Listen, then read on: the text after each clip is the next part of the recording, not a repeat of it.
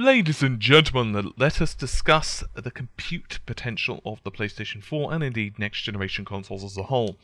So this is actually from a short interview with the Worlds Factory that the developers behind Daylight, also known as Zombie Studios, have had. So in this video we're going to be discussing that just briefly. So it's highly likely by now that you're somewhat familiar of compute. If not, well, I've got a lot of videos based upon it, and we've also discussed it very much in videos such as the analysis of Sucker Punch's infamous Second Son, and of course other titles such as The Order 1886, and so on and so forth. So, interestingly enough, as I said, Zombie have mentioned, and I quote, "Properly utilizing compute shaders functionality can certainly add a lot of life to the game, and as developers mature with the new hardware, we should expect massive gains from offloading highly parallel tasks from the CPU to the GPU. The trick will be defining which processes are good for compute shaders to take over.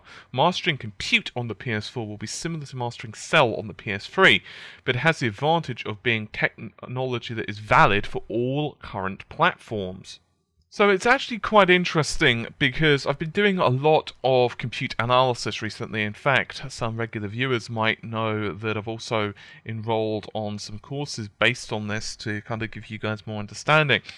And it's actually very interesting. I'll be doing a proper video on this in the not too distant future because I actually want to go more into the CPU versus GPU performance, because I've noticed a lot of people have been questioning me, why are GPUs that much more powerful, where it basically comes down to parallelism, which obviously has been touched on multiple times. In other words, multiple cores, which effectively are all of these shaders are, can all work towards the common good. So you could have like 500 threads or 1,000 threads, and interestingly enough, even way back in the day, this is when GPU computing first started off, there was a guy at NVIDIA, and he actually said something along the lines of, yeah, the GPU doesn't even really get out of bed in the morning. It's not even starting to wake up unless you're giving it at least 1,000 threads to work with. Anything other than that, it's just not even worth launching it. So there is definitely those factors to consider. And indeed, it's very much a case of you write the applications very much like a single thread in those instances. And you basically tell, because it's being called from the CPU, this is much like a draw call.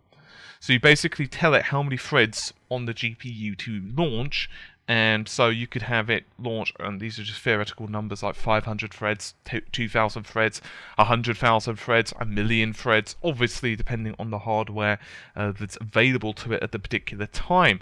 So obviously with the PS4, because it is a fixed platform, you do have to be a little bit more careful. You can't just be like, okay, well, I'm going to launch 2 trillion threads, because obviously it wouldn't really be feasible with the hardware. At the same time, this is to take over parts of the Cell. So it's actually quite interesting because the Cell processor, you may remember it had those vector processors built in on it. It had like the 2 main cores, and then it had these SPEs. And basically compute is to try and take advantage of those, but to actually make it more, well, easier.